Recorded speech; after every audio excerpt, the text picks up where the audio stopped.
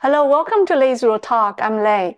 In the last episode, we discussed Ms. Shi Zhenli's connection to bats and mentioned that her virus experiments followed two trajectories, one covert or hidden track and one overt or open path.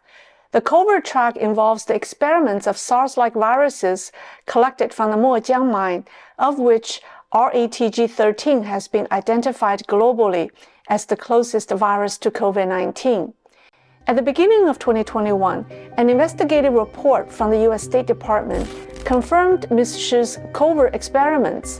The report asserted that 1. Scientists from the Wuhan Institute of Virology were conducting experiments with the RATG13 virus, and 2. The institute had been conducting secret military research before the pandemic, including laboratory animal experiments. With the military's involvement, Shi and the Wuhan Institute conducted various high-risk experiments on the 9 variants of viruses collected from the Wuhan mine. One experiment is called serial passage.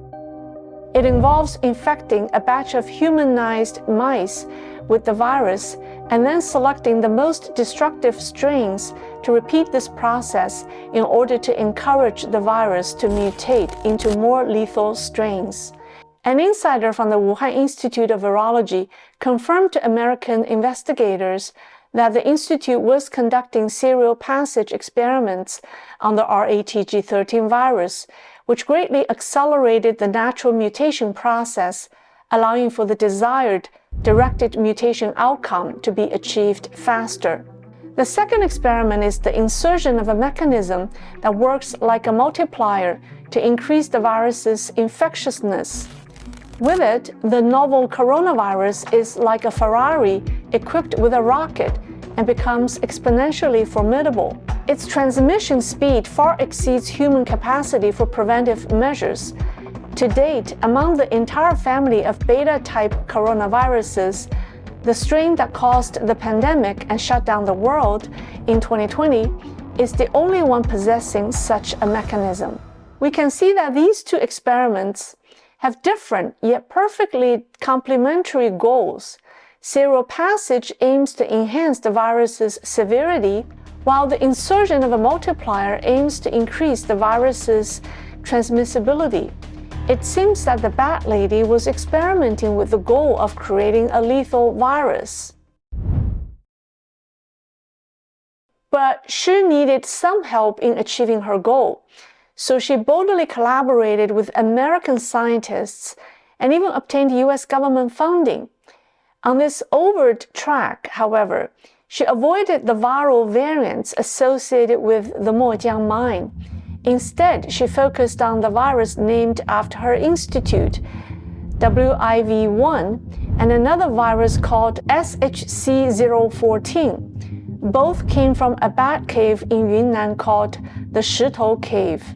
She connected with Peter Daszak of EcoHealth Alliance in the U.S. and Ralph Barrick, a virus expert from the University of North Carolina. Daszak helped Shi Zhenli obtain funding from the U.S. government, while Barrick provided her with cutting-edge virus synthesis technology.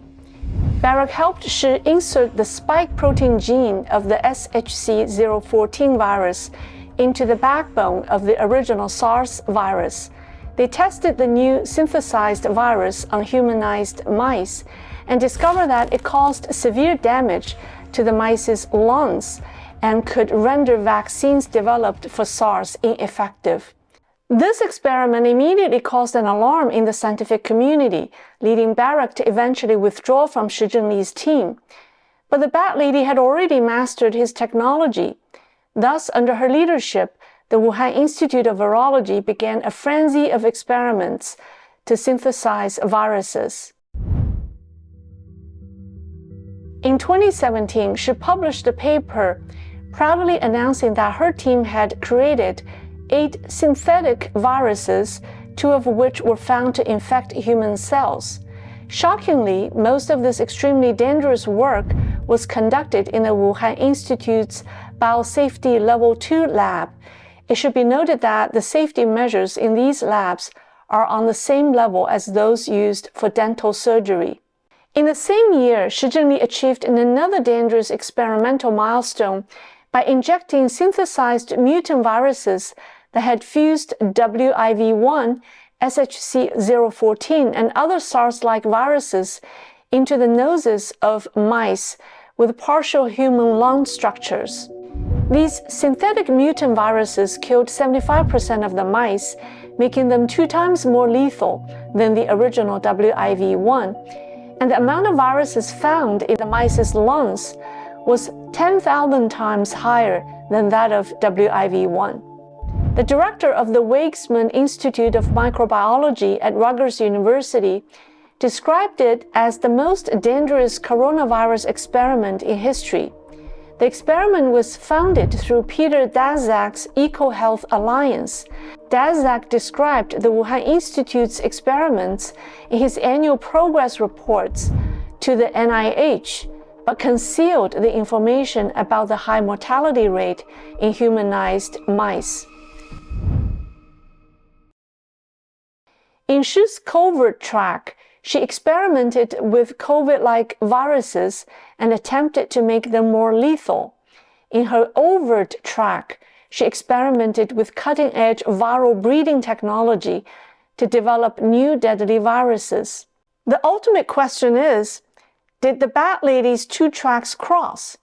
Could COVID be the result when the 2 tracks intersect?